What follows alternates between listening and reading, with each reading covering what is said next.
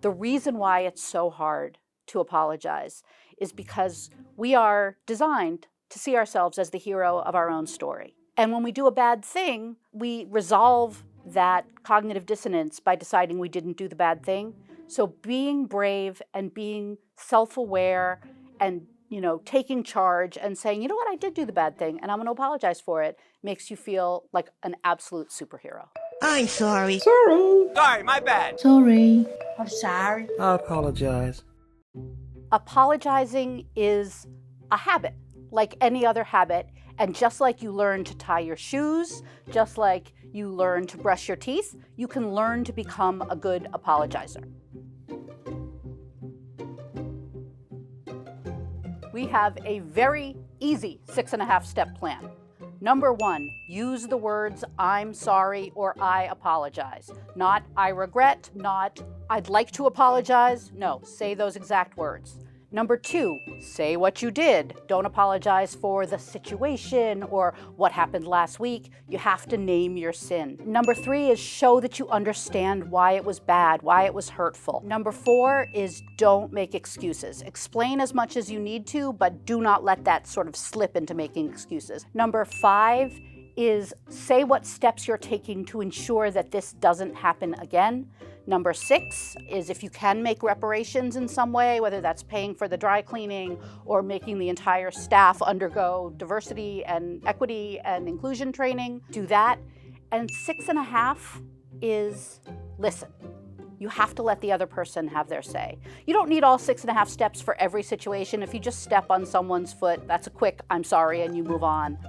Different situations call for different apology approach protocols. If something is quick, a text is a great way to do it, or just in person. If something is a more serious offense, email is a good way to do it. And if you really screwed up, there is something very powerful about a stamp and paper and nice stationery.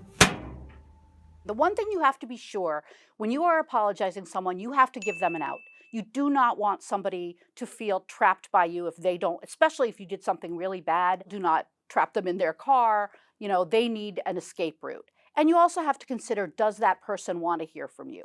Especially if your sin is so profound, you have to put their feelings in front of yours. And that means you may have to just live with the bad thing that you did if they never want to hear from you again. A non-apology is they regret. They don't say they're sorry or they apologize. If I regret something, that's about how I feel. A good apology is how the other person feels and puts the other person's emotions front and center.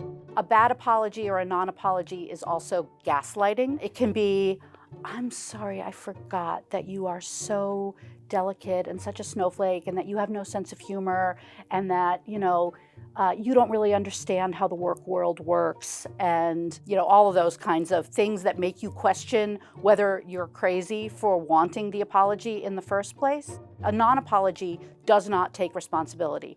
Research on apology and forgiveness shows that the thing that people want the most is for the person who wronged them to understand that they did, to say that they did, and to say how this isn't going to happen again.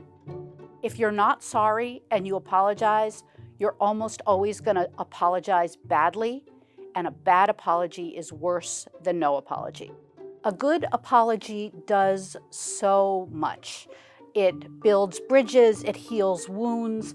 It's also really hard. So we say apologizing is a courageous act because we are overcoming all of our own animal instincts and all of our own self-protectiveness when we do it.